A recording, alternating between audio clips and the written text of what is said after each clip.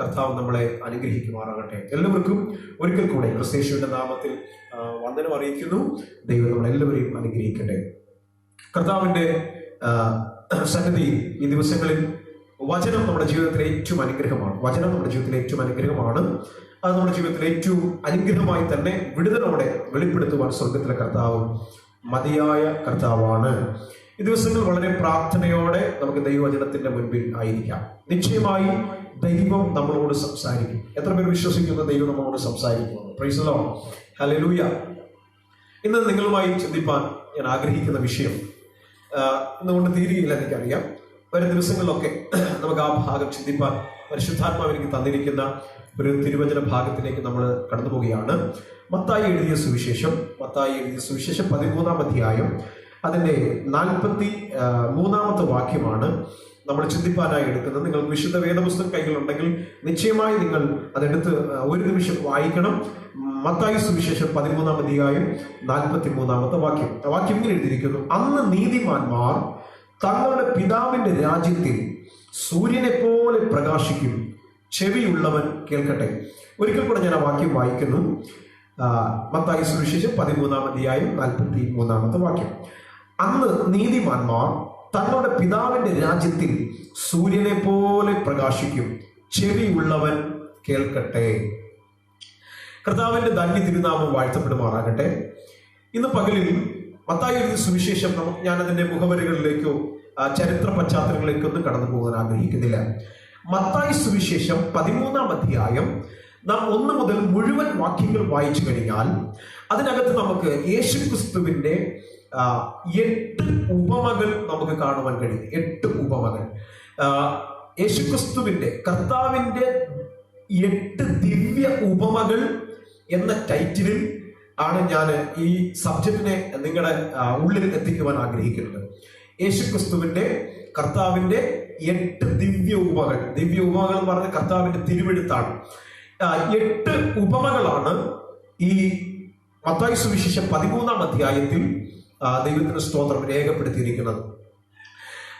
നമുക്കതിന്റെ 13-ാം അധ്യായം 4 മുതൽ 9 വരെയുള്ള വാക്യങ്ങൾ വായിക്കുമ്പോൾ ദൈവത്തിന്റെ സ്തോത്രം വിതക്കാരന്റെ ഉപമയെ കുറിച്ചാണ് എഴുതിയിരിക്കുന്നത്.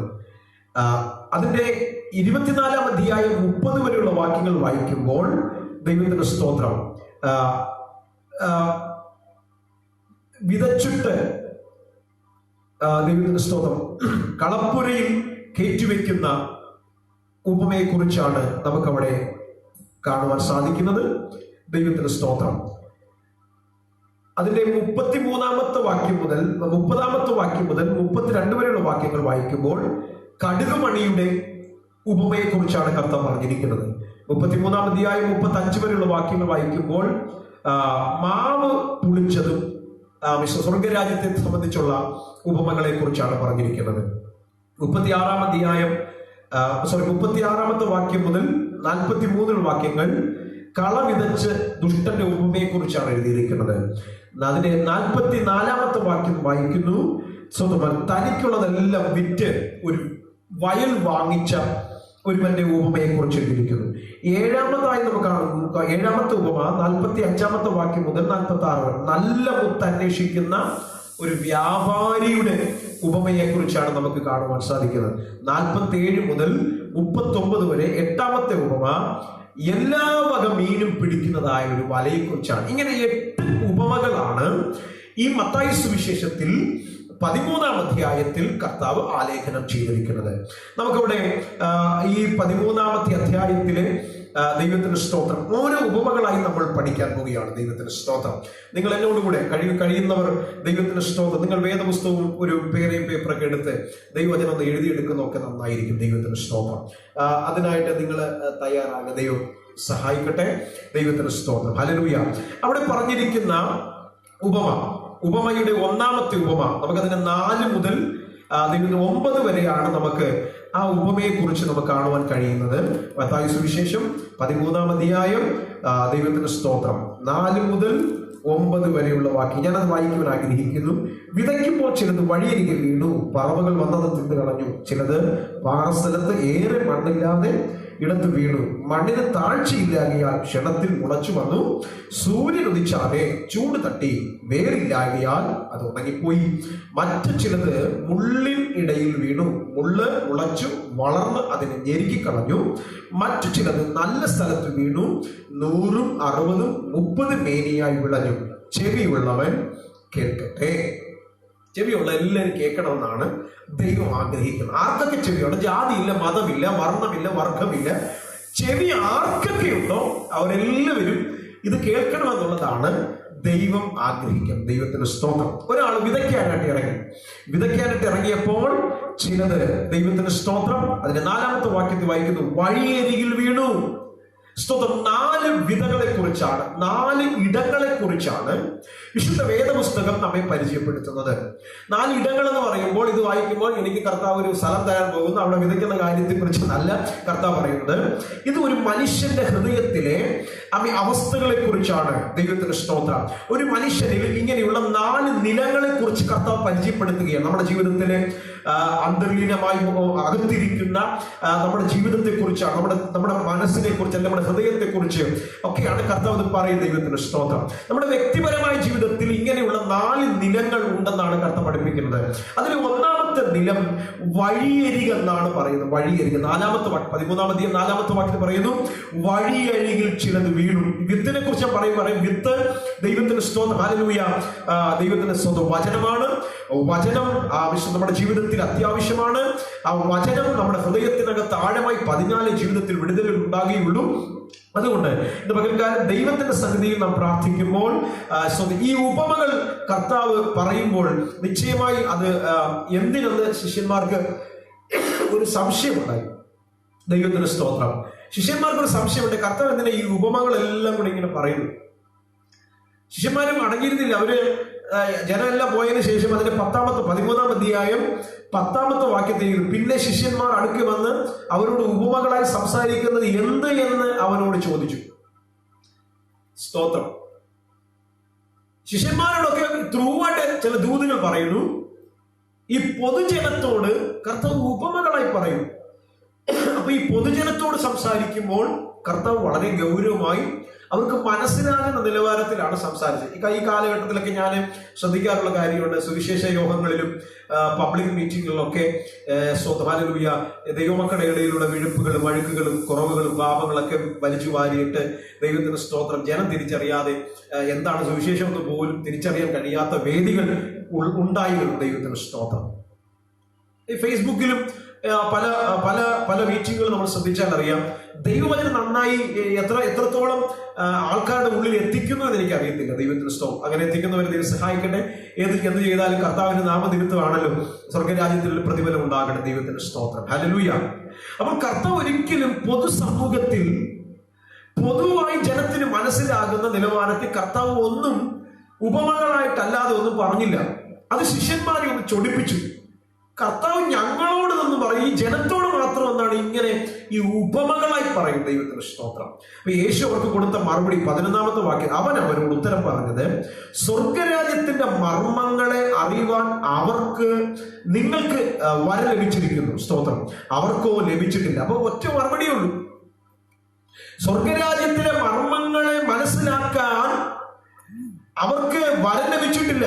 വരം ലഭിച്ച ഒരു കൂട്ടരാണ് ദൈവമക്കൾ എന്ന് പറയുന്നത്. അതുകൊണ്ടാണല്ലോ ഈ ലോകം മുഴുവനും ഇങ്ങനെ പാപത്തിന്റെ കുത്തൊഴുക്കിലും വളർച്ചയിലും പോകുമ്പോഴും ഏത് കാലഘട്ടത്തിനകത്തും വേദപുസ്തക അടിസ്ഥാനത്തിൽ ഈ കാലത്തിന്റെ പോക്ക് എങ്ങോട്ടാണെന്ന് ദൈവദാസന്മാർ പ്രസംഗിക്കുന്നത്. ഇവിടെ വേറെ ആർക്കും പ്രസംഗിക്കാൻ പറ്റത്തില്ല. ഇവിടെ വേറെ ആർക്കും ഇത് പറയാൻ പറ്റത്തില്ല. വേറെ ഒരു മതത്തിനോ വേറെ ഒരു മാർഗത്തിനോ വേറെ ഒരു സമൂഹത്തിനോ ഈ ലോകത്തിന്റെ പോക്ക് എങ്ങോട്ടെന്ന് നിർണയിച്ച് പറയാൻ കഴിയുന്ന ഒരു കൂട്ടരുണ്ടെങ്കിൽ അത് വിശുദ്ധ വേദപുസ്തകം പഠിക്കുന്നവരാണ്, അത് അംഗീകരിച്ചവർ ഈ ലോകവും. ഇവിടുത്തെ ശാസ്ത്രജ്ഞന്മാർ തന്നെ എത്രയോ കണ്ടുപിടുത്തങ്ങൾ വിശുദ്ധ വേദപുസ്തകത്തിന്റെ അടിസ്ഥാനത്തിലാണ് കണ്ടുപിടിച്ചത്. ഇതൊരു പൈങ്കിളി കഥയല്ല വിശുദ്ധ ബൈബിൾ. ചിത്രകഥയല്ല ബൈബിൾ. ഇത് ചരിത്ര പുസ്തകമാണ്. ഇത് ദൈവത്തിന്റെ തിരുവെഴുത്താണ്.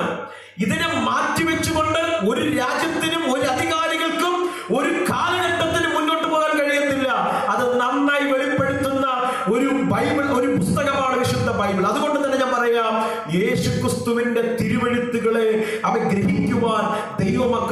ദൈവം വരം നൽകിയിരിക്കുകയാണ്. Price the Lord. അത് വരം ലഭിച്ചതോർക്ക് ദൈവത്തെ സ്തുതിക്കുന്നു. എനിക്കറിയാം ഈ ദിവസങ്ങളിൽ എനിക്ക് ഏറ്റവും ഇഷ്ടപ്പെട്ട ഒരു പ്രസംഗമാണ് പ്രിയ സാജു ചാത്തന്നൂർ എന്ന ദൈവദാസന്റെ പ്രസംഗം. എത്ര മനോഹരമായി ദൈവവചനത്തിന്റെ അടിസ്ഥാനത്തിൽ ചരിത്രങ്ങളെ, കാലഘട്ടങ്ങളെ, സംഭവിക്കാൻ പോകുന്ന സംഭവ വികാസങ്ങളെ ഒക്കെ പബ്ലിക്കായിട്ട് വിളിച്ചു പറഞ്ഞിട്ടുണ്ട്. യൂട്യൂബിലൊക്കെ നിങ്ങൾക്ക് അതെടുത്താൽ കിട്ടും. സാജു ചാത്തന്നൂർ ദൈവദാസന്റെ ഈ അടുത്ത കാലഘട്ടത്തിൽ പോലും ശക്തമായി എല്ലാവർക്കും മനസ്സിലാകുന്ന നിലവാരത്തിൽ വരാൻ പോകുന്ന സംഭവങ്ങളെ കുറിച്ചൊക്കെ വിശദമായി വിവരിച്ച പ്രസംഗങ്ങൾ, ഇതൊക്കെ ിരിക്കുന്നത് ദൈവമക്കൾക്കാണ്. കർത്താവ് വിളിച്ചു പറയുന്നു, നിങ്ങൾക്ക് സ്വർഗരാജ്യത്തിന്റെ മർമ്മങ്ങളെ ഗ്രഹിക്കുവാൻ നിങ്ങൾക്ക് വരം ലഭിച്ചിരിക്കുകയാണ്. ഹല്ലേലൂയ. ദൈവം നമുക്ക് തന്നിരിക്കുന്ന ആ ദൈവവചനത്തെ ഗ്രഹിക്കുവാൻ തന്നിരിക്കുന്ന ആ വരത്തെ ഓർത്ത് ദൈവത്തെ. അതുകൊണ്ട് എനിക്കൊരു കൃപയും വരവില്ല എന്ന് പറഞ്ഞിരിക്കരുത്. നിശ്ചയമായി ദൈവം നമുക്ക് ദൈവത്തിന്റെ കൃപകളെ തന്നിട്ടുണ്ട്. ദൈവത്തെ വചനം ഗ്രഹിക്കുവാനുള്ള, മനസ്സിലാക്കുവാനുള്ള ആവശ്യം ഹല്ലേലൂയ കൃപ തന്നിരിക്കുന്നു. പക്ഷേ അവർക്കോ അത് ലഭിച്ചിട്ടില്ല. അതുകൊണ്ട് ദൈവം ഈ ദൈവവചനം ഗ്രഹിക്കാൻ കഴിയാത്തവർക്ക് ഉപമകളാലാണ് പറഞ്ഞു കൊടുത്തത്. ഇപ്പൊ ശിഷ്യന്മാരുടെ ഡൗട്ട് മാറി. അപ്പോൾ യേശുക്രിസ്തു ഒന്നാമത്തെ ഉപമ പറയുമ്പോൾ വിതക്കാരന്റെ ഉപമയാണ്. ഒന്നാമത്തത് വഴിയരികിൽ വീണു. 4-ാമത്തെ വാക്യം വഴിയരികിൽ വീണ വിത്ത്. രണ്ടാമത്തെ നിലം പാറസ്ഥലത്ത്. 5-ാമത്തെ വാക്യം വായിക്കും പാറസ്ഥലത്ത് വീണ വിത്ത്. 3-ാമത് വായിക്കുന്ന 7-ാമത്തെ വാക്യം മുള്ളിനിടയിൽ വീണ വിത്ത്. 8-ാമത്തെ വാക്യം പഠിപ്പിക്കുന്നു നല്ല നിലത്ത് വീണ മുത്തുകൾ. ഇങ്ങനെ 4 നിലങ്ങളെ കുറിച്ച് വിശുദ്ധ ബൈബിൾ നമ്മളെ പഠിപ്പിക്കുന്നു. Price the Lord. ഒന്നാമത് വീണത് വഴിയരികിൽ വീണ. 4-ാമത്തെ വാക്യമാണ് വഴിയരികിൽ വീണ വിത്ത്. ദൈവത്തിന് സ്തോത്രം. എന്താണ് ഈ വഴിയരികിൽ വീണ വിത്ത് എന്ന് അവിടെ അർത്ഥമാക്കുന്നത്? ദൈവത്തിന് സ്തോത്രം. കർത്താവ് പറയുന്നു, വിത്ത് എന്ന് പറയുന്നത് വചനമാണ്. വിത്ത് എന്ന് പറയുന്നത് തിരുവെഴുത്താണ്. വിത്ത് എന്ന് പറയുന്നത് ദൈവത്തിന്റെ വാഗ്ദത്തങ്ങളാണ്. ദൈവത്തിന്റെ വിശുദ്ധ ബൈബിളിൽ പറഞ്ഞിരിക്കുന്ന സകല തിരുവെഴുത്തുകളും വചനം എന്ന വിത്താണ്. ഇത് വീഴേണ്ടത് ഒരു നിലത്തിലാണ്. ഈ വചനം എന്ന വിത്ത് ഇരിക്കുന്നിടത്തോളം കാലം ഇത് ഒരിക്കലും ഫലം കൊണ്ടുവരികയില്ല. അപ്പോൾ ദൈവമക്കളുടെ ജീവിതത്തിൽ ഫലം കൊണ്ടുവരുവാൻ ഇത് വിതച്ചേ മതിയാകൂ. വിതയ്ക്ക് ഒരു നിലം ആവശ്യമാണ്. അത് വിതയ്ക്കാനായി ഒരുത്തൻ എഴുന്നേറ്റു. വിതക്കാരുണ്ട്. കർത്താവായ ദൈവം പഴയ നിയമകാലങ്ങളിൽ ദൈവത്തിന് നമുക്കറിയാം. അബ്രഹാം തുടങ്ങി ഇങ്ങോട്ട് എടുത്തു കഴിഞ്ഞാൽ വിതയ്ക്കുന്നവരാ. അബ്രഹാം വിതച്ചു. ദൈവത്തിന്റെ സ്തോത്രം. ഹല്ലേലൂയ. ആവശ്യമായ ഇസഹാക്ക്, യാക്കോബ്, ആവശ്യമായ യോസഫ്, മോശ തുടങ്ങിയ പ്രവാചകന്മാർ, ന്യായാധിപന്മാർ, ദൈവത്തിന്റെ സ്തോത്രം. ഹല്ലേലൂയ. രാജാക്കന്മാർ, ദൈവത്തിന്റെ സന്നിധിയിൽ ദൈവം ആക്കി വെച്ച രാജാക്കന്മാർ, ദൈവത്തിന്റെ ശാസ്ത്രിമാർ, ദൈവത്തിന്റെ സ്തോത്രം പുരോഹിതന്മാർ, വെളിപ്പാടുള്ളവർ ഒക്കെ ഇങ്ങനെ വിതച്ചു. പുതിയ നിയമത്തിൽ വരുമ്പോൾ കർത്താവായ യേശുക്രിസ്തു വിതച്ചു. വചനം വിതച്ചു. അപ്പോസ്തലന്മാർ വിതച്ചു. ഇന്ന് ദൈവദാസന്മാർ അവൻ വിവിധ ഇടങ്ങളിൽ ദൈവവചനത്തെ വിതയ്ക്കുന്നു. വെറുതെ വിതയ്ക്കുകയല്ല, ആശയോടെ വിതയ്ക്കുകയാണ്. ഇതിനൊക്കെയും ഒരു ഫലം ഒരു ദിവസമുണ്ട്. നിശ്ചയമായ ഒരു കൊയ്ത്തുണ്ട്. ആ കൊയ്ത്തിന് വേണ്ടിയാണ് വിതയ്ക്കുന്നത്. ചുമ്മാ വിതയ്ക്കുന്നതല്ലല്ലോ. നിശ്ചയമായ ഒരു കൊയ്ത്തിന് വേണ്ടിയാണ് വിതയ്ക്കുന്നത്. ഒരു കൊയ്ത്ത് നമുക്കുണ്ട് ദൈവമക്കളെ. കർത്താവ് ദിവസം കൊയ്യുന്ന ഒരു ദിവസമുണ്ട്. ദൈവത്തിന്റെ സ്തോത്രം. എന്നെ കേൾക്കുന്ന ദൈവമക്കളെ, വിതച്ചാൽ നിശ്ചയമായി നമുക്ക് കൊയ്യുവാൻ കഴിയും. കഴിഞ്ഞ നാളുകളിൽ കഷ്ടതയോടെ, കണ്ണുനീരോടെ, ബുദ്ധിമുട്ടുകളോടെ, പ്രയാസത്തോടെ, സാഹചര്യങ്ങൾ നോക്കാതെ, പ്രതിസന്ധികളുടെ നടുവിലും ദൈവത്തിന്റെ വേല ചെയ്ത് ദൈവത്തിന്റെ വിത്ത് വിവിധ ദേശങ്ങളിൽ വിതച്ച ദൈവദാസന്മാരോട് ഇന്ന് പകൽ ഞാൻ ദൂത് പറയാം. നീ വിതച്ചതൊന്നും വൃഥാവാകുകയില്ല. നിനക്ക് കൊയ്യാൻ കഴിഞ്ഞില്ലെങ്കിലോ സർവശക്തനായ ദൈവം അവൻ ചിലരെ കൊണ്ട് കൊയ്തെടുക്കുവാൻ തക്കവണ്ണം ദൈവത്തിന്റെ പ്രവൃത്തി വെളിപ്പെടുത്തുവാനിടയായി തീരും. Praise to Jesus. ഹല്ലേലൂയ. ദൈവത്തിന്റെ സ്തോത്രം. ഹല്ലേലൂയ. വഴിയരികിൽ വീണു. വഴിയരികിൽ വീണ വിത്ത്. ഇതിനൊരു പ്രത്യേകതയുണ്ട്. വഴിയരികിൽ വീണ വിത്തിന് വേലിയില്ല, സംരക്ഷണമില്ല. സ്തോത്രം. അതിനെ എന്ത് ചെയ്തു? കർത്താവിനെ വിശദീകരിക്കുമ്പോൾ അതിന്റെ 19-ാമത്തെ വാക്യം, 13-19, 4-ാമത്തെ വാക്യത്തിന്റെ വിശദീകരണമാണ് 19-ാമത്തെ വാക്യം. അവിടെ കർത്താവ് എഴുതിയിരിക്കുന്നു, പറവകൾ കൊത്തിക്കൊണ്ടുപോയി. പറവകൾ കൊത്തിക്കൊണ്ടുപോയി. ഹൃദയത്തിൽ നിന്നും വചനം എടുത്തു കളഞ്ഞു. അതാ കർത്താവ് വിവരിക്കുന്നു. ഞാൻ പറയാം, എത്രയോ ആശയോടെയാണ് നമ്മൾ ദൈവവചനം കേൾക്കുന്നത്. കഴിഞ്ഞ ആഴ്ച കേട്ട വചനം എത്രത്തോളം അറിയാമെന്ന് ഇന്ന് ചോദിച്ചാൽ പലർക്കും അറിയാൻ പറ്റത്തില്ല. ഇന്ന് രാവിലെ തന്നെ ഒരു പക്ഷേ 1 അധ്യായമോ 2 അധ്യായമോ വായിച്ചിരിക്കാം. അടുത്ത നിമിഷം ഏതാ വായിച്ചെന്ന് ചോദിച്ചാൽ അത് പിടി കാണത്തില്ല എന്ന് പറഞ്ഞാൽ വായിക്കുന്നെങ്കിലും വിഴുന്നെങ്കിലും അത് വിഴുന്ന നിലമെന്ന് പറയുന്നത് വഴിയരികിലാണ്. അത് പറവകൾ സാത്താൻ കൊത്തിക്കൊണ്ട് പോകുന്നു. ഇന്ന് പകൽക്കാലം എന്നെ കേൾക്കുന്ന ദൈവവേദനെ, ജീവന്റെ വാഗ്ദത്തം, മുളയ്ക്കേണ്ട വാഗ്ദത്തം, അനുഗ്രഹം പ്രാപിക്കേണ്ട വാഗ്ദത്തം, ജീവിതത്തിൽ നിനക്ക് നന്മ വരേണ്ട വാഗ്ദത്തം, നിന്നെ കൈപിടിച്ച് നടത്തേണ്ട വാഗ്ദത്തം, നിന്നെ വിശുദ്ധീകരിക്കേണ്ട വചനം, നിന്നെ ക്രമപ്പെടുത്തേണ്ട വചനം, നിന്നെ രൂപാന്തരപ്പെടുത്തേണ്ട വചനം, നിനക്ക് പ്രത്യാശ തരുന്ന വചനം, നിന്നെ സൗഖ്യമാക്കുന്ന വചനം, നിനക്ക് നിത്യതയെ കുറിച്ചുള്ള പ്രത്യാശ വർദ്ധിപ്പിക്കുന്ന വചനം, നിനക്ക് ശരീരത്തിൽ ബലം തരുന്ന, നിന്റെ സാഹചര്യങ്ങൾക്ക് വിടുതൽ തരുന്ന, നിന്റെ ജീവിതത്തിൽ പ്രതികൂലങ്ങളെ മാറ്റി പുതുവാതിലുകളെ തരുന്ന അതിശക്തമായ ദൈവത്തിന്റെ തിരുവചനമെന്ന വിത്ത് നിന്റെ ജീവിതത്തിൽ ദൈവം തരുമ്പോൾ അത് പറവ കൊത്തിക്കൊണ്ടു പോകുന്ന നിലവാരത്തിലാകരുത്. മറിച്ച് വഴിയരികിൽ വീഴുന്ന ഒരു നിലം പോലെ ആകരുത് നിന്റെ ഹൃദയം.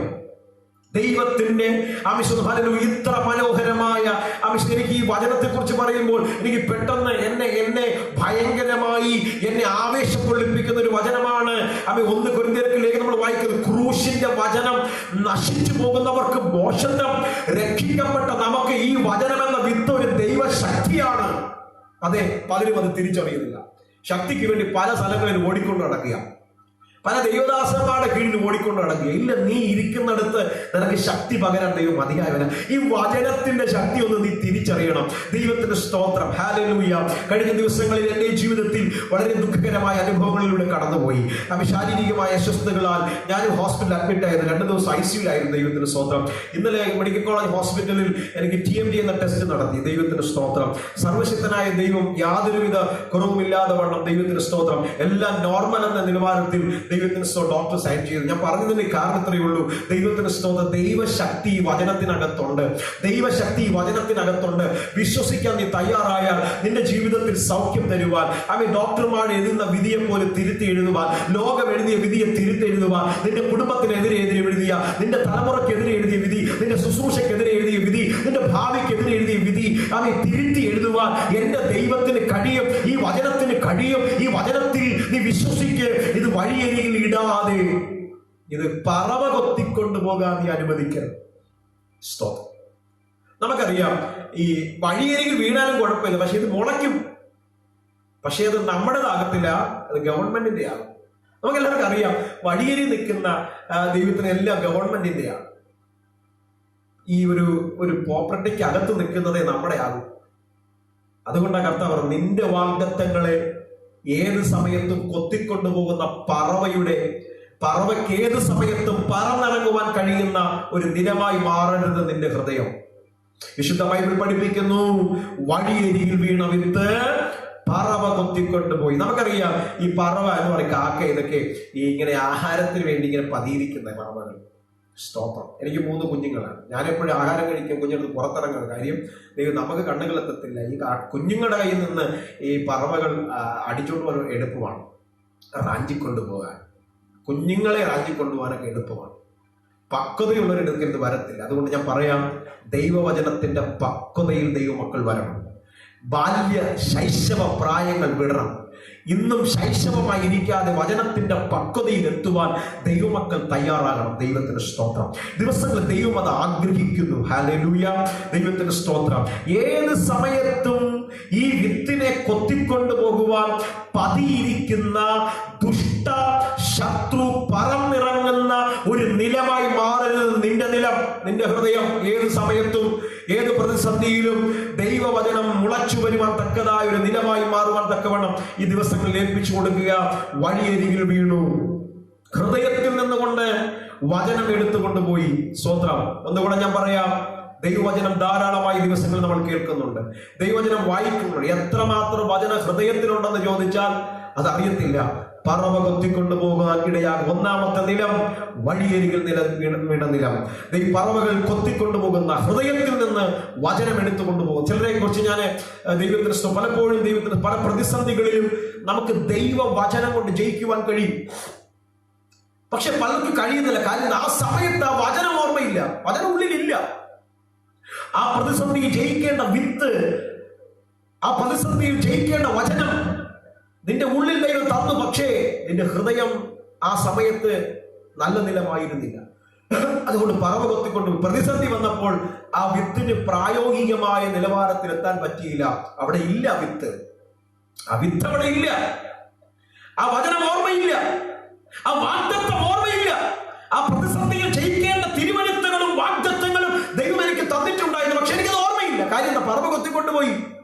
അതുകൊണ്ട് ഞാനിപ്പോ ഓടിക്കൊണ്ട് നടക്കുക, പ്രവാചകന്മാരെയും ദൈവദാസന്മാരെയൊക്കെ തേടി പോവുക. എനിക്കിവിടെ ഒന്ന് പ്രാർത്ഥിക്കാം, പോണമെന്നല്ല ഞാൻ പറയുന്നത്.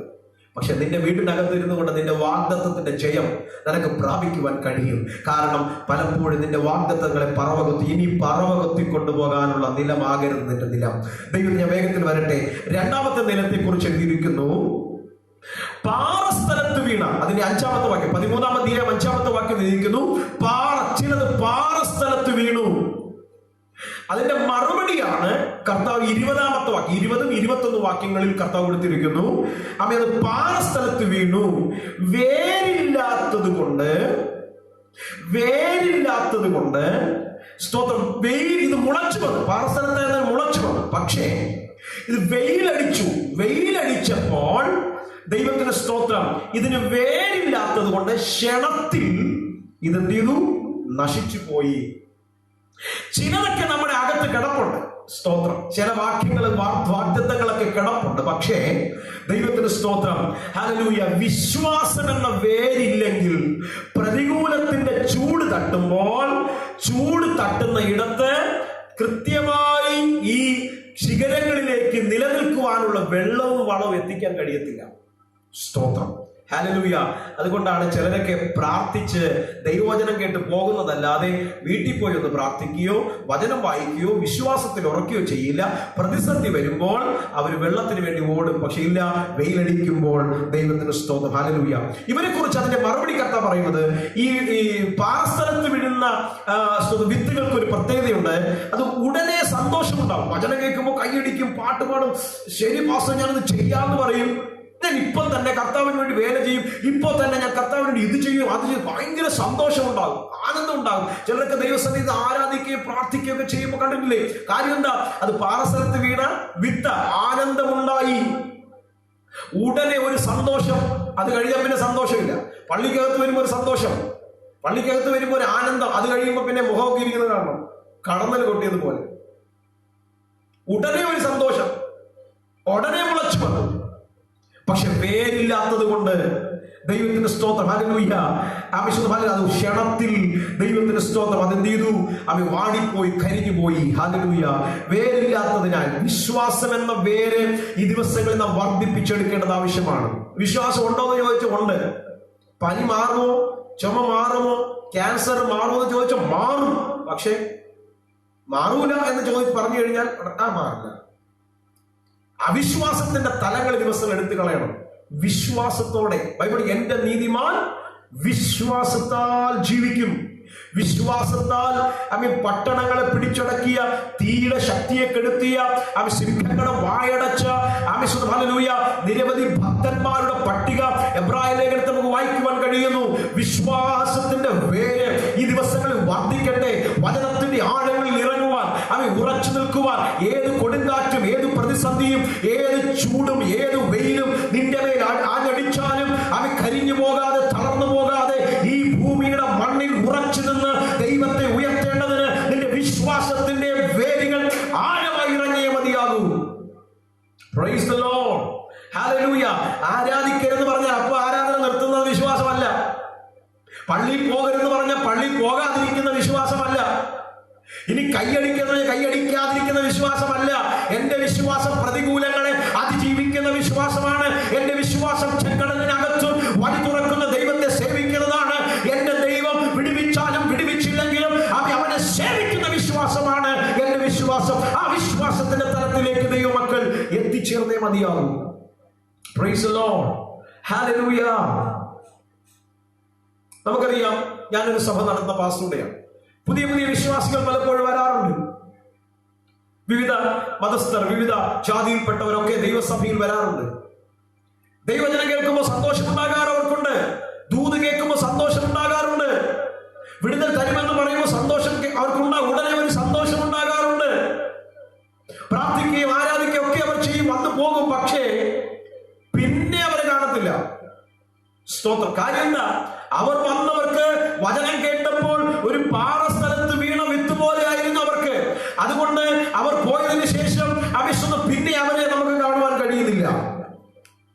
ഹല്ലേലൂയ. എന്നെ കേൾക്കുന്ന ദൈവമക്കളെ, ദൈവവചനം കേൾക്കുമ്പോൾ മുള്ളിനിടയിൽ വീണ വിത്ത് പോലെ ആകരുത്. മറിച്ച് ദൈവത്തിന്റെ സ്തോത്രം, വിശ്വാസത്തിന്റെ വേര് ഉറച്ചുകൊണ്ട് ദിവസങ്ങളിൽ നാം ദൈവത്തിന് വേണ്ടി നിലനിൽപ്പാനിടയായി തീരണം. ഇനി മൂന്നാമത്തെ ദൈവത്തിന്റെ സ്തോത്ര ഭാഗം ദൈവവചനം നമ്മെ പഠിപ്പിക്കുന്നു. ദൈവത്തിന്റെ സ്തോത്രം, ഹല്ലേലൂയ. അതിന് 13-ാം അധ്യായം 7-ാമത്തെ വാക്യം ഇരിക്കുന്നു. മുള്ളിനിടയിൽ വീണ വിത്ത്. ഒന്നാമത് വഴിയരികിൽ വീണു. രണ്ടാമത് വിശുദ്ധ ബൈബിൾ പഠിപ്പിക്കുന്നു പാറസ്ഥലത്ത് വീണ വിത്തുകൾ. മൂന്നാമത് എഴുതിയിരിക്കുന്നു മുള്ളിന് ഇടയിൽ വീണ വിത്ത്. അതിന്റെ 22-ാമത്തെ വാക്യമാണ് അതിന്റെ മറുപടി കർത്താവ് അത് വിശദീകരിക്കുന്നത്. അവിടെ ഇരിക്കുന്ന 2-3 കാര്യങ്ങൾ. മുള്ളിനിടയിൽ വീണു, മുള്ളിനിടയിൽ വീണ വിത്തുകൾ. ഹല്ലേലൂയ. അതും വളർന്നു വന്നു. ഈ വചനത്തിനൊരു പ്രത്യേകത, എവിടെ വീണാലും വളരും. ഏത് നിലത്തിലിട്ടാലും മുളയ്ക്കുന്ന ഒന്നാണ്. ഏത് ഭാഷക്കാരന്റെ ഉള്ളിൽ വീണാൽ, ഏത് ജാതിക്കാരന്റെ കർണപടത്തിൽ ഈ വിത്ത് വീണാലും, ഏതൊരു വന്റെ നിലത്തിൽ വീണാലും ഈ വിത്ത് മുളയ്ക്കും. അത് നിശ്ചയമാണ്. കാരണം അത് ദൈവത്തിന്റെ വചനമാണ്.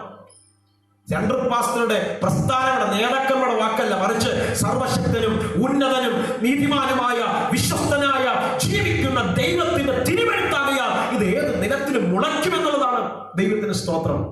അതുകൊണ്ട് കർത്താവ് പറഞ്ഞത്, ഹല്ലേലൂയ, മുത്തുകൾ പന്നികളുടെ ഇടയിൽ വിതറരുത്. ഇത് അത്ര ശ്രേഷ്ഠകരമായ ഒന്നാണ്. ഇത് എവിടെയും മുളയ്ക്കും. പന്നിയുടെ ഇടയിൽ ഇട്ടാലും മുളയ്ക്കുന്നേ. അത്ര വലിയ വിശുദ്ധമായ ഈ തിരുവെഴുത്തിനെ എന്ത് ചെയ്യരുത്? പന്നികളുടെ ഇടയിൽ ഇടരുതെന്ന്. സ്വന്തം അത് മനഃപൂർവ്വം നമ്മൾ ചിന്തിച്ചോണം. ദൈവദാസന്മാരെ ആവശ്യം എല്ലായിടത്തും കയറി വിതയ്ക്കാൻ പോകരുത്. ഇത് ശ്രേഷ്ഠകരമായി വിതയ്ക്കേണ്ടത് മാത്രമേ വിതയ്ക്കാവൂ. ഇത് എവിടെയും മുളയ്ക്കും എന്നുള്ളതാണ് സത്യം. Price the Lord. ഇതിപ്പോ മുള്ളിനിടയിൽ വീണു, അവിടെ മുളച്ചു. അവിടെ ഇരിക്കുന്ന ഭാഗം കർത്താവ് പറയുന്നു ലോകചിന്ത, ധനചിന്ത, സ്തോത്രം, ഹല്ലേലൂയ, വഞ്ചന. 3 കാര്യങ്ങൾ ഈ മുള്ളിനിടയിൽ വീഴുമ്പോഴുള്ള കുഴപ്പം. ഒന്ന് ധനചിന്ത, ലോകചിന്ത, ദൈവത്തിന് സ്തോത്രം, ഹല്ലേലൂയ, വഞ്ചന. ഈ 3 കാര്യങ്ങൾ കർത്താവ് എടുത്ത് പഠിപ്പിക്കുന്നു. ലോകചിന്ത, വചനം കേൾക്കാൻ ചിലര് ഇഷ്ടമാണ്, ഭയങ്കര ഇഷ്ടമാണ്. യൂട്യൂബൊക്കെ തുറന്ന് മണിക്കൂറുകൾ ദൈവവചനം കേൾക്കും. സ്തോത്രം, ഹല്ലേലൂയ. കേട്ട വചനം തന്നെ പിന്നെയും കേൾക്കാൻ പലർക്കും ആഗ്രഹം തോന്നും. ആ വചനം കേട്ട് കഴിഞ്ഞാലും ലോകചിന്ത ചിലർ വിടത്തില്ല. ലോകചിന്ത. അതുകൊണ്ട് കർത്താവ് ഒന്നിനെ കുറിച്ച് വിചാരപ്പെടരുത്, എല്ലാറ്റിനും പ്രാർത്ഥനയിൽ അപേക്ഷിച്ചാലും ദൈവത്തോട് അപേക്ഷിക്കുക അത്രേ വേണ്ടത്. ലോകചിന്ത മനുഷ്യന്റെ ഉള്ളിൽ കയറരുത്. ദൈവമക്കളെ, ഇന്ന് പകരം ഞാൻ ദൂത് പറയാം, നീ ഒരു ദൈവവൈതലാണെങ്കിൽ ലോകചിന്ത നിനക്കുണ്ടാകരുത്. ലോകചിന്ത ഉണ്ടാകരുതെന്ന് പറഞ്ഞാൽ ഈ ലോകത്തിലെ മനുഷ്യർ ചിന്തിക്കുന്ന പോലെ നീ ചിന്തിക്കരുതെന്നാണ്. സ്തോത്രം. നമ്മൾ ചുമ്മാ ചിന്തിച്ച് കൂട്ടുക, ഇല്ലാത്ത വിഷയങ്ങൾ വരെ ഉണ്ടാക്കി ചിന്തിച്ച് നമ്മളെ വെക്കുക. സ്തോത്രം. ഒരു വ്യക്തി ഒരുപക്ഷെ ഒരു കാര്യം പറയുന്നത്, ആ കാര്യം പറയുന്നതിന്റെ അർത്ഥത്തിലായിരിക്കില്ല നമ്മൾ ചിന്തിക്കുകയും രൂപപ്പെടുത്തുകയും ചെയ്യുന്നു. ഈ ലോകത്തിന്റെ ചിന്ത, ലോക മനുഷ്യൻ ചിന്തിക്കുന്ന പോലെ ദൈവമക്കൾ ചിന്തിക്കരുത്. ഏറ്റവും വലിയ വിപത്തിലേക്ക് അത് പോകും. ദൈവസഭയിൽ ആരാധിക്കുന്ന ദൈവമക്കളോട് പറയാം, ഈ ലോകത്തിലെ മനുഷ്യൻ, നിനക്കൊരു സ്നേഹിതനുണ്ടെന്നിരിക്കട്ടെ, അവനൊരു വിശ്വാസി അല്ല. അവൻ ചിന്തിക്കുന്ന പോലെ നീ ചിന്തിക്കരുത്, അവൻ പ്രവർത്തിക്കുന്ന പോലെ നീ പ്രവർത്തിക്കരുത് എന്നാണ് ആ വാക്കിന്റെ അർത്ഥം. ലോകചിന്ത, ലോക മനുഷ്യനെ പോലെ നീ ചിന്തിക്കരുത്. അടുത്ത് ദൈവത്തിന്റെ സ്തോത്രം എഴുതിയിരിക്കുന്നു ധനചിന്ത. ഈ ധനത്തിന്റെ ചിന്ത എന്ന് പറഞ്ഞെന്താ? കടം മാറണ്ടേ? കടം മാറണം, നിശ്ചയമായി മാറണം. ഈ കടം മാറാനായിട്ട് ദൈവത്തെ സേവിക്കാൻ മാറരുത്. പണമുണ്ടാക്കാനുള്ള ഒരു മാർഗമല്ല ഇത് ദൈവവേലയും ദൈവാരാധനയും. അങ്ങനെ ആരും ദൈവത്തെ സേവിക്കണ്ട. എങ്ങനെയും 10 കാശുണ്ടാക്കുക എന്നുള്ള സ്തോത്രം ചിന്ത മാത്രമേ ഉള്ളൂ. ഏത് രീതിയിൽ കൂടെ ആരെ ഇനി ചതിച്ചാലും, ആർക്ക് വിഷമം വന്നാലും നമ്മുടെ കാര്യം നടക്കുക. ദൈവത്തിന് സ്തോത്രം. ധനത്തെക്കുറിച്ചുള്ള ചിന്ത, അതിനുവേണ്ടി എന്തെല്ലാം മാർഗമാണ് മനുഷ്യൻ കണ്ടുപിടിക്കുന്നത്? റിയൽ എസ്റ്റേറ്റ്, കല്യാണ ബ്രോക്കർ, സ്തോത്രം. സ്വന്തം സഭയിൽ ആരാധിക്കുന്ന ദൈവമക്കളെ പോലും പറ്റിച്ചിട്ട് പോകുന്ന എത്രയോ വഞ്ചകന്മാരുണ്ടെന്നറിയാമോ? പാസ്റ്റർമാരുമുണ്ട്. വിസ തട്ടിപ്പിൽ. സ്തോത്രം. ധനം സമ്പാദിക്കാൻ എന്തെല്ലാം മേഖലകളാ കണ്ടെത്തുന്നത്. അങ്ങനെ ഒരു പോക്ക് നിനക്ക് പാടില്ല എന്ന ബൈബിൾ പഠിപ്പിക്കുന്ന ധനചിന്ത. ഏത് സമയത്തും 10 പൈസ ഉണ്ടാക്കുന്ന ചിന്ത. പ്രാർത്ഥിക്കാൻ ഇഷ്ടം തോന്നുന്നില്ല, പ്രാർത്ഥിക്കാൻ തോന്നുന്നില്ല, ആരാധിക്കാൻ തോന്നുന്നില്ല, വചനം വായിക്കാൻ തോന്നുന്നില്ല. നിങ്ങൾ നിങ്ങളെ തന്നെ ഒന്ന് ചിന്തിച്ചു നോക്കി. ഏത് സമയത്തും പൈസ പൈസ പൈസ പൈസ പൈസ പണം ഉണ്ടാക്കാനുള്ള ഒരു ചിന്തയാണോ നിന്നെ ഭരിക്കുന്നത്? നീ ഇപ്പോഴും ഉള്ളിനിടയിൽ കിടക്കുന്ന നിലവാ. ബൈബിൾ പഠിപ്പിക്കുന്നു ധനചിന്ത. അടുത്ത വഞ്ചന. വഞ്ചന, ചതിക്കുക. സ്വന്തം കാര്യം നേടാൻ ആരെയും ചതിക്കുന്ന ഒരു അനുഭവം. യാക്കോബിനെ നമ്മൾ പഠിച്ചിട്ടുണ്ട്. യാക്കോബ് അപ്പനെ പറ്റിച്ചു, അമ്മയെ പറ്റിച്ചു, ജ്യേഷ്ഠനെ പറ്റിച്ചു, സഹോദരങ്ങളെ പറ്റിച്ചു, ജ്യേഷ്ഠാവകാശം തട്ടിയെടുത്തു. എന്നിട്ടിപ്പോ വലിയ ആള് കളിച്ചു പുള്ളി നടക്കുക. ഇതൊന്നും ആർക്കും അറിയത്തില്ലെന്നാണ് യാക്കോബ് വിചാരിച്ചത്. സ്വന്തം സഹോദരങ്ങൾക്ക് വരേണ്ടവരെ സ്വത്ത് പോലും അപകരിച്ച് യാക്കോബ് സ്വന്തം കൈക്കീശയിലാക്കി വെച്ച് ഇപ്പൊ വലിയ പുള്ളി കളിച്ച് നടക്കുകയാണ് യാക്കോബ്. വഞ്ചന, അപ്പനെ അമ്മയും പറ്റിച്ച വഞ്ചന, സഹോദരങ്ങളെ പറ്റിച്ചുണ്ടാക്കിയ വഞ്ചന, സ്വത്ത് മുഴുവൻ അപകരിച്ച് നീ ഇപ്പൊ നല്ലതുപോലെ അടിച്ചു പൊളിച്ച് ജീവിക്കുക. തമ്പന ദിവസം നിന്നെ പിടിക്കും. ഇതെല്ലാം പിടിക്കും ഒരു ദിവസം. അപ്പനെ പറ്റിച്ചതും സഹോദരങ്ങളെ പറ്റിച്ചതും നീ വഞ്ചിച്ചെടുത്ത സകലതും നീ ഒരു ദിവസം കക്കി വെക്കും. നീ കക്കും, കക്കിക്കും തമ്പുരാന്. സ്തോത്രം. ഇന്ന് പകൽക്കാലം എന്നെ കേൾക്കുന്ന ദൈവമക്കളെ, വഞ്ചന നല്ല നിലത്തിലുള്ള സ്വഭാവമല്ല. ദൈവം നിനക്കെല്ലാം തരും. ആരെയും വഞ്ചിക്കരുത്. നിന്റെ മനസാക്ഷിയിൽ ഒരു കുറ്റബോധം ഉണ്ടാകണം. നിനക്ക് ബോധ്യമുണ്ടാകണം നല്ല സ്വഭാവത്തിൽ ജീവിക്കണം. ഹല്ലേലൂയ. ധനചിന്ത, ലോകചിന്ത, വഞ്ചന, ഇത് മൂന്നും നല്ല നിലത്തിലുള്ളതല്ല, മറിച്ച് മുള്ളിനിടയിൽ വീണ വിത്താണ്. ദൈവത്തിന് സ്തോത്രം. ഹല്ലേലൂയ. എന്നെ കേൾക്കുന്ന നിങ്ങളോട് ഇന്ന് പകൽക്കാലം ദൈവസന്നിധി പറയട്ടെ, നാം ദൈവമക്കളാണ്. ദൈവവചനത്തിന്റെ അനുസ്തുതിയിൽ മുന്നോട്ട് പോകുവാൻ കർത്താവ് നമ്മെ സഹായിക്കട്ടെ. ഹല്ലേലൂയ. നാലാമതൊരു നിലത്തെ കുറിച്ച് പറയുന്നു. ചിലത് നല്ല നിലത്തിൽ വീണു, ചിലത് നല്ല നിലത്തിൽ വീണു. അത് 8-ാമത്തെ വാക്യമാണ്. മത്തായി സുവിശേഷം 13-ാമത്തെ വാക്യത്തിൽ പറഞ്ഞു ചിലത് നല്ല നിലത്തിൽ വീണു. അതിന് മറുപടി കർത്താവ് അതിനെ വ്യാഖ്യാനിക്കുകയാണ്. 23-ാമത്തെ വാക്യം. വചനം കേട്ടു, വചനം കേട്ടു, സ്തോത്രം, അത് ഹൃദയത്തിൽ സ്വീകരിച്ചു, അത് ഹൃദയത്തിൽ സ്വീകരിച്ചു, അത് ഹൃദയത്തിൽ സംഗ്രഹിച്ചു. ആ നിലത്തിൽ വീണ വിത്ത് 30, 60, 100 മേനിയായി ഫലം കൊടുത്തു. കേൾക്കുന്ന വചനങ്ങൾ ഹൃദയത്തിൽ സംഗ്രഹിക്കുന്ന എത്ര ദൈവമക്കളുണ്ട്. നാം ദൈവവചനത്തെ കേട്ട് ഈ ചെവിയിലൂടെ കേട്ട് ഇപ്പുറത്തെ ചെവിയിലൂടെ കളയരുത്. ഈ ചെവിയിലൂടെ കേട്ട് ഹൃദയത്തെ സംഗ്രഹിക്കണം. Price the Lord. അപ്പോഴാണ് നിനക്ക് ഫലം കൊയ്യുവാൻ കഴിയുന്നത്. ഈ ദിവസങ്ങളിൽ ദൈവവചനത്തെ ഹൃദയത്തിൽ സംഗ്രഹിക്കുന്നവർക്ക് നിശ്ചയമായ ഒരു വിടുതലുണ്ട്. ആ ഭാഗങ്ങളെ നമ്മൾ വായിക്കുമ്പോൾ യാക്കോബ് ഉടായ്പൊക്കെ കാണിച്ചെങ്കിലും, അപ്പനെ പറ്റിച്ചെങ്കിലും, സഹോദരനെ വഞ്ചിച്ചെങ്കിലും, ദൈവത്തിന് സ്തോത്രം, ഹല്ലേലൂയ, മരണഭയത്തോടെ ഓടിയെങ്കിലും അവൻ ഹൃദയത്തിൽ യോസഫിനെ കുറിച്ച് അവൻ ഹൃദയത്തിൽ സംഗ്രഹിച്ചു. ഉൽപ്പത്തി പുസ്തകം പഠിപ്പിക്കുന്നു, യോസഫ് ദർശനം കണ്ട് വിവരിക്കുമ്പോൾ സഹോദരങ്ങൾ അവനെതിരെ മാറി. അപ്പനായ യാക്കോബ് പോലും അവനെതിരെ സംസാരിച്ചെങ്കിലും അതൊക്കെയും ഹൃദയത്തിൽ സംഗ്രഹിച്ചു എന്ന് വിശുദ്ധ വേദപുസ്തകം പഠിപ്പിക്കുന്നു. അങ്ങനെ ഹൃദയത്തിൽ സംഗ്രഹിച്ച യാക്കോബിന് മരണം കാണുന്നതിന് മുമ്പേ യോസഫിന്റെ നന്മ കാണാൻ മിസ്രൈമിലേക്ക് ദൈവം കൊണ്ടുപോയി. എന്നെ കേൾക്കുന്ന മാതാപിതാക്കളോട് ഞാൻ പറയാം, മക്കളെ കുറിച്ചൊരു കാഴ്ചപ്പാട് നമുക്കുണ്ടാകണം. മക്കളെ കുറിച്ചൊരു കാഴ്ചപ്പാടുണ്ടാകണം. ഏറ്റവും കൂടുതൽ സ്നേഹിച്ച യോസഫ്, യാക്കോബ് ഏറ്റവും കൂടുതൽ സ്നേഹിച്ച ഒരു മകനാണ് യോസഫ്. 12 മക്കളിൽ 11-ാമത്തവനായ യോസഫിനെ യാക്കോബ് ഏറ്റവും കൂടുതൽ സ്നേഹിച്ചു. അവന് ദൈവം കൊടുത്ത ദർശനത്താൽ സഹോദരന്മാർ അവനെ നിന്ദിച്ചു. പക്ഷേ യോസഫിന്റെ ഒരു ദർശനം യാക്കോബിന് പിടിച്ചില്ല. ഈ മക്കളുടെ ചില കാര്യങ്ങൾ ചിലതൊന്നും ഈ അപ്പന്മാർക്ക് പിടിക്കണമെന്നില്ല. അപ്പനമ്മമാരുടെ ചില കാര്യങ്ങളും മക്കൾക്ക് പിടിക്കണമെന്നില്ല.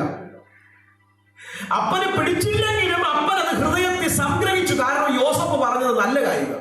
ഈ നല്ല കാര്യമൊക്കെ പറയുന്നതല്ല നമ്മൾ അംഗീകരിക്കണം. ഹൃദയത്തിൽ സംഗ്രഹിച്ചു.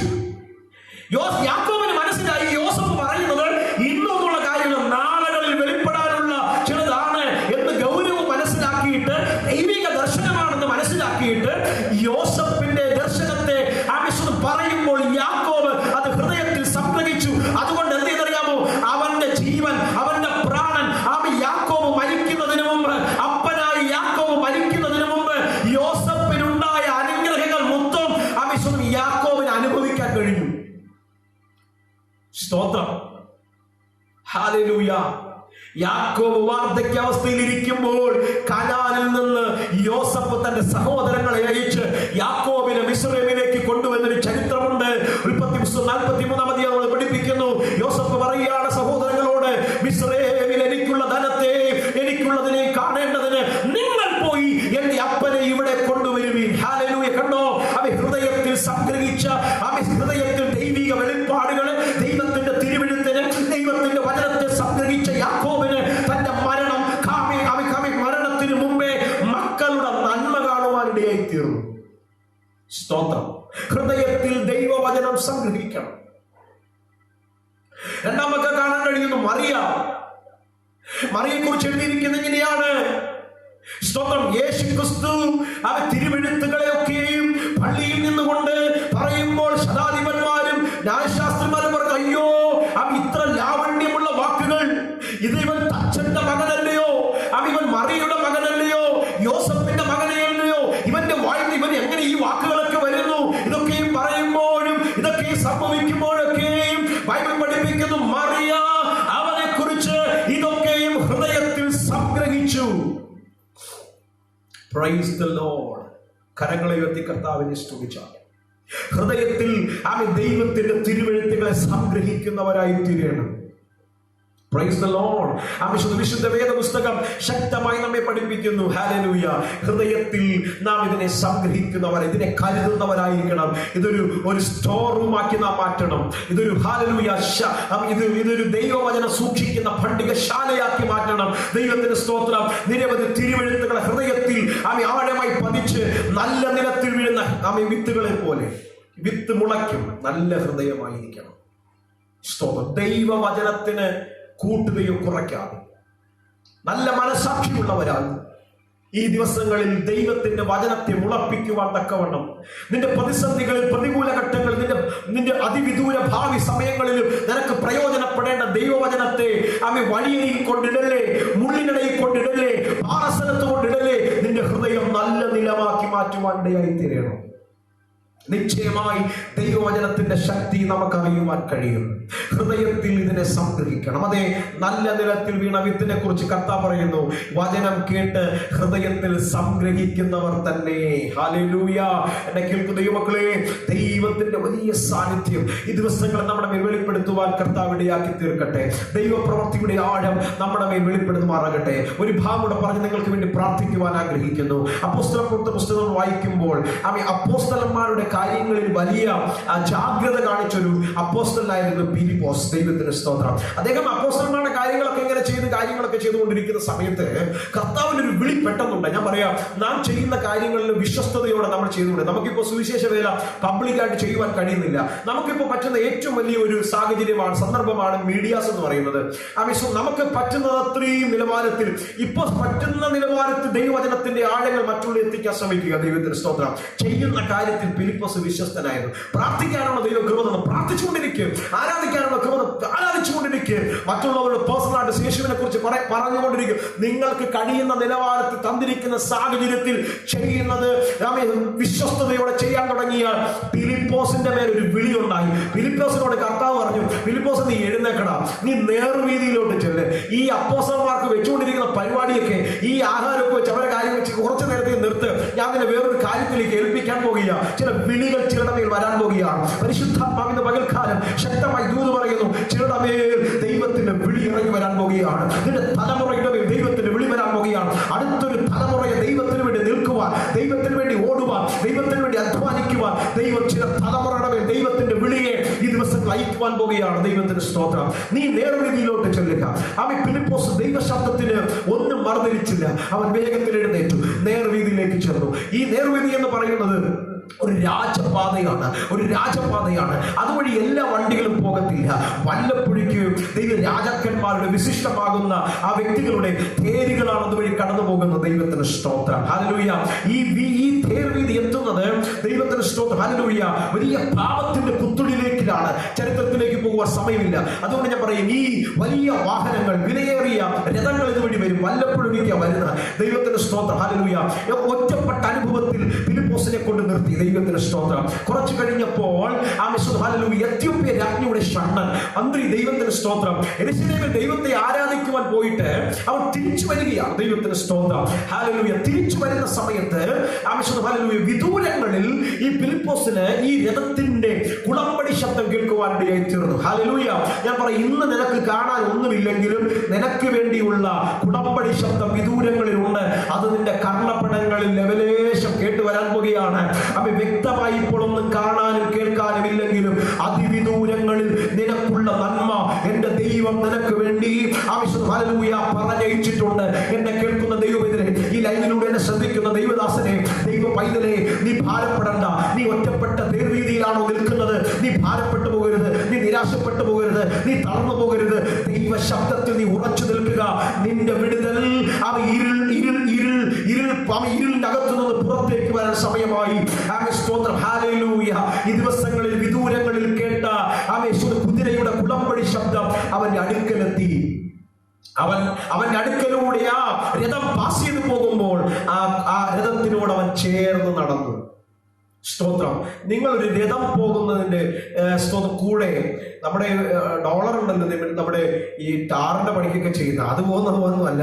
ദൈവത്തിന് രഥം പോകുന്ന ഇച്ചിരി സ്പീഡില്ല. അതിന്റെ കൂടെ ചേർന്ന് നടക്കുക എന്നൊക്കെ പറഞ്ഞാൽ ഇച്ചിരി ബുദ്ധിമുട്ടുള്ള കാര്യമാണ്. ഈ രഥത്തിനോട് എങ്ങനെ ചേർന്ന് നടക്കും? ചേർന്ന് നടക്കുമെന്നുള്ള ചിന്താഗതിയിൽ ഫിലിപ്പോസ് ഇരിക്കുമ്പോഴാണ് ഈ ഷണ്ണൻ ഈ യെശയ്യാവിന്റെ പുസ്തകം വായിച്ചുകൊണ്ടിരിക്കുക. അപ്പോ ഈ വാഹനം എന്റെ ചിന്തയിൽ പറയാം, വാഹനം സ്പീഡിൽ പോയാൽ ഇവനത് വായിക്കാൻ പറ്റില്ല. അതുകൊണ്ട് ഈ തേര് തെളിക്കുന്നവൻ ഈ പുസ്തകം വായിക്കുന്ന നിലവാരത്തിൽ ഒന്ന് പതിയെ പോവുകയാണ്. ഞാൻ പറയാം, എത്ര വിദൂരങ്ങളിൽ പാഞ്ഞു പോകുന്ന വിഷയമായിരുന്നാലും നന്മയായിരുന്നാലും നിന്റെ അടുക്കൽ എത്തുമ്പോൾ അത് സാവധാനം നിന്റെ അടുക്കലിലൂടെ നീ പ്രാപിക്കത്തക്ക നിലയിൽ നിന്റെ അടുക്കലൂടെ കൊണ്ടുപോകാൻ സ്വർഗത്തിലെ ദൈവം മതിയായവനാണ്. ദൈവത്തിന് സ്തോത്രം. അവന്റെ അടുക്കലൂടെ പതിയെ പോകുമ്പോൾ ചേർന്ന് നടന്നു. അതാണ് ചേർന്ന് നടന്നവർക്കറിയാം. യെശയ്യാവിന്റെ പുസ്തകം വായിക്കുവാൻ പക്വതയിൽ അവൻ പതുക്കെ തെളിച്ചു വിട്ടു. ദൈവത്തിന് സ്തോത്രം. ഇത് വായിച്ചുകൊണ്ടിരിക്കുമ്പോൾ ഈ നടന്ന് തേരിന്റെ തൊട്ടടുത്തൂടെ നടക്കുകയാണ് ഫിലിപ്പോസ്. നടക്കുന്ന സമയത്ത് ഫിലിപ്പോസ് ചോദിക്കുകയാണ് ഷണ്ണനോട്, നീ വായിക്കുന്നത് വല്ലതും ഗ്രഹിക്കുന്നു? നീ തെരിയ നടക്കും, നീ ഗ്രഹിക്കുന്നുണ്ട്, ഗ്രഹിച്ചാണെന്ന് വായിക്കുന്നത്. അപ്പൊ അവൻ പറഞ്ഞു, പൊരുൾ തിരിച്ചു തരാൻ ഒരുത്തനില്ലായ ഞാൻ എങ്ങനെ ഗ്രഹിക്കും? ഫിലിപ്പോസ്, ദൈവത്തിന്റെ സ്തോത്രം, ഷണ്ണനോടുകൂടെ രഥത്തിൽ കയറിയിരുന്ന് യെശയ്യാവിന്റെ പുസ്തകത്തെ വിവരിച്ചു കൊടുക്കുകയാണ്. വിവരിച്ചു പോകുകയിൽ ഈ പോകുന്ന പോക്കിൽ ഫിലിപ്പോസ് വിവരിക്കുന്നതെല്ലാം ഷണ്ണന്റെ ഹൃദയത്തിൽ ആഴമായി പതിഞ്ഞു, അവന്റെ ഹൃദയത്തിൽ സംഗ്രഹിച്ചു. യാത്രയുടെ സമാപ്തി കുറിക്കുന്നതിന് മുമ്പേ വിദൂരങ്ങളിൽ ഫിലിപ്പോസിന്റെ തിരുവെഴുത്തുകളെ ഗ്രഹിച്ച ഷണ്ണന് ഒരു കാര്യം മനസ്സിലായി, ഞാനൊരു ദൈവവേദനായി മാറിയിരിക്കുകയാണ്, ഇനി വെറുതെ പോകാൻ പറ്റത്തില്ല. വിദൂരങ്ങളിൽ അവൻ കുറച്ച് വെള്ളം കണ്ടു. ഫിലിപ്പോസിനെ തട്ടിപ്പറഞ്ഞു, നടക്കുന്നു വെള്ളം കുറച്ച്, എന്നെ സ്നാനപ്പെടുത്തുവാൻ കഴിയാതെ കൊണ്ട് എന്തെങ്കിലും വിരോധമുണ്ടോ? ഫിലിപ്പോസ് പറഞ്ഞു, പൂർണ്ണ ഹൃദയത്തോടെ നീ സമ്മതിക്കുന്നുവെങ്കിൽ ഞാൻ നിന്നെ സ്നാനപ്പെടുത്ത. ഇരുവരും വെള്ളത്തിലിറങ്ങി സ്നാനപ്പെടുത്തി. ഹല്ലേലൂയ. ഫിലിപ്പോസ് ഷണ്ണനെ സ്നാനപ്പെടുത്തി. ഉടനെ ആത്മാവ് ഫിലിപ്പോസിനെ എടുത്തുകൊണ്ട് പിന്നെ അവനെ എസ്തോദിൽ കണ്ടു എന്ന് പറയുന്നു. ഹൃദയത്തിൽ ചിലത് നീ സംഗ്രഹിച്ചാൽ ദൈവത്തിന്റെ തിരുവെഴുത്തിന്റെ ശക്തി നിന്റെ മേൽ വിടുതലായി വെളിപ്പെടുത്തുവാൻ അവൻ മതിയായവനാണ്. ഹല്ലേലൂയ. ഹൃദയത്തിൽ സംഗ്രഹിച്ച ഷണ്ണന് രക്ഷയുടെ തലങ്ങൾ ലഭിച്ചു. നിത്യതയുടെ വർദ്ധീസ തുറന്നു.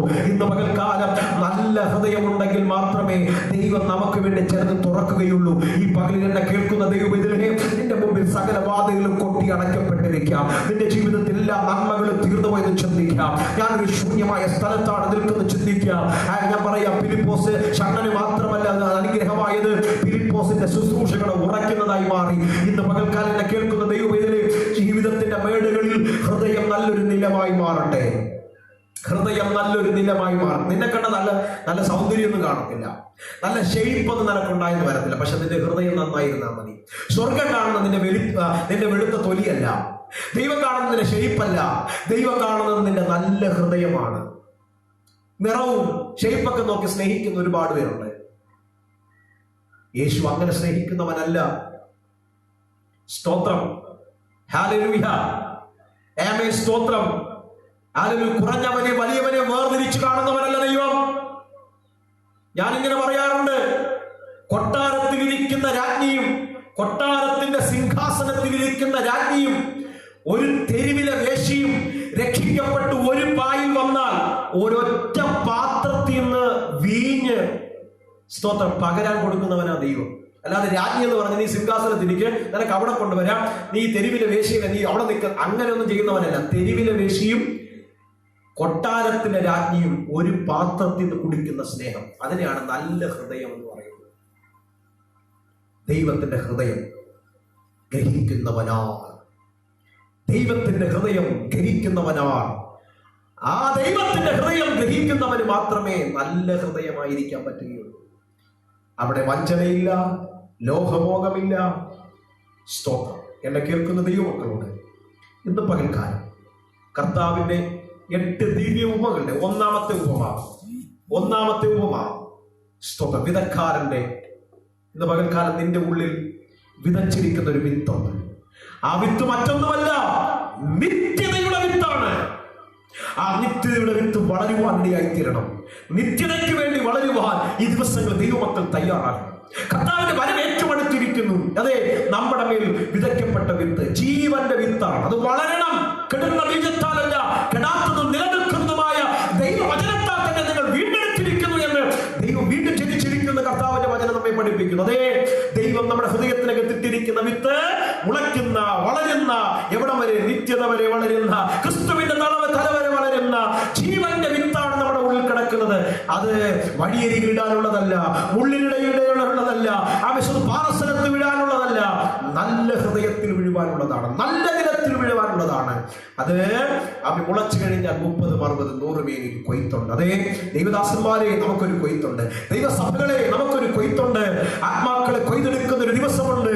അവൻ എപ്പോഴെന്നറിയാമോ? അവൻ ബൈബിൾ പഠിപ്പിക്കുന്നു. 1 തെസ്സലോനിക്കർ 4:16, കർത്താവ് തൻ ഗംഭീരനാദത്തോടും പ്രധാന ദൈവദൂതന്റെ ശബ്ദത്തോടും ദൈവത്തിന്റെ കാഹളത്തോടും കൂടെ സ്വർഗത്തിൽ നിന്ന് കോടിക്കണക്കിന് ദൂതന്മാരുമായി യേശു വാനമേഘങ്ങളിൽ ഇറങ്ങി വരുമ്പോൾ ക്രിസ്തുവിൽ മരിച്ചവർ മുൻപേയും പിന്നെ ജീവനോടെ ശേഷിക്കുന്ന നാം ഒരുമിച്ച് വാനമേഘങ്ങളിൽ എടുക്കപ്പെടുന്ന കൊയ്ത്തിന് കർത്താവ് അരിവാണല്ല ഉപയോഗിക്കുന്നത്. അന്ന് കർത്താവ് ഉപയോഗിക്കുന്നത് കാഹളമാണ്.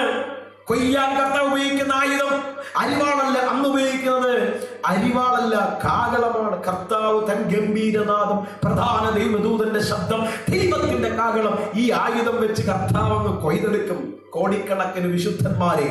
അതിന്റെ കൂട്ടത്തിൽ നീ ഉണ്ടോ? അതിന്റെ കൂട്ടത്തിൽ നീ ഉണ്ടാകുമോ? ഞാൻ ഉണ്ടാകുമോ? ഈ ചിന്ത വിടട്ടെ. ഉണ്ടാകണമെങ്കിൽ ഹൃദയം നല്ല നിലമായി മാറും. ഒരു നിമിഷം നമ്മുടെ കണ്ണുകളെ അടയ്ക്കും. വരും ദിവസങ്ങളിൽ ബാക്കിയുള്ള 7 ദിവ്യ ഉപമകൾ നമ്മൾ പഠിക്കും. ദൈവത്തിന് സ്തോത്രം. ഇന്ന് പകൽ കേട്ട ദൈവവചനത്തിന്റെ മുൻപിൽ നമുക്കൊരു നിമിഷം സമർപ്പിക്കാമോ? ദൈവമക്കളെ, എന്റെ ഹൃദയം നല്ല നിലമാണോ? നിത്യതയുടെ വിത്ത് എന്റെ മേൽ വീണിട്ടുണ്ട്. എന്റെ ഹൃദയം നല്ല നിലമാക്കി അതിനെ വളർത്തിയിട്ടുണ്ടോ? അത് ഫലം കായ്ക്കുന്നുണ്ടോ? ഇന്ന് പകൽക്കാലം കർത്താവിന്റെ സന്നിധിയിൽ നമുക്ക് നമ്മളെ തന്നെ ഒന്ന് ഏൽപ്പിച്ചു കൊടുക്കാം. ഓ റാവ ശബ്ദര ഖമാനിയ രഗദല യേശുവേ സ്തോത്രം, ഹല്ലേലൂയ. കർത്താവിന്റെ വലിയ സാന്നിധ്യം, കർത്താവ് തന്റെ ആയുധമായ കാഹളധ്വനി കൊണ്ട് നമ്മെ കൊയ്തെടുക്കാൻ പോവുകയാണ്. കോടിക്കണക്കിന് വിശുദ്ധന്മാരുടെ കൂട്ടത്തിൽ ഞാൻ ഉണ്ടാകുമോ? നിങ്ങൾ ഉണ്ടാകുമോ? ഒന്ന് നമുക്ക് നമ്മളെ തന്നെ പരിശോധിക്കാം. ഒരു വലിയ കൊയ്ത്തുണ്ട് നമുക്ക്. ഈ ഭൂമിയിൽ കർത്താവിന്റെ വേല ചെയ്യുമ്പോൾ ഒരു കൊയ്ത്തുണ്ട്. കർത്താവ് തന്റെ കൊയ്ത്തിന് വേണ്ടി ഒരുങ്ങിയിരിക്കുകയാണ്. ഈ ദിവസങ്ങളിൽ നമ്മുടെ ഹൃദയങ്ങളെ നല്ല നിലമാക്കിക്കൊണ്ട് നമുക്ക് ദൈവത്തോട് പ്രാർത്ഥിക്കാം. ഒരു നിമിഷം നമുക്ക് ഏൽപ്പിച്ചു കൊടുക്കാം. Thank you Jesus.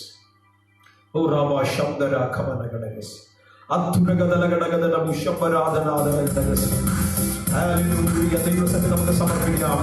ദൈവത്തിന്റെ വലിയ മഹത്വം നമ്മുടെ മേൽ വെളിപ്പെടുവാൻ, ദൈവത്തിന്റെ വലിയ സാന്നിധ്യം നമ്മുടെ മേൽ വെളിപ്പെടുവാൻ. Thank you Jesus. Hallelujah. കർത്താവ്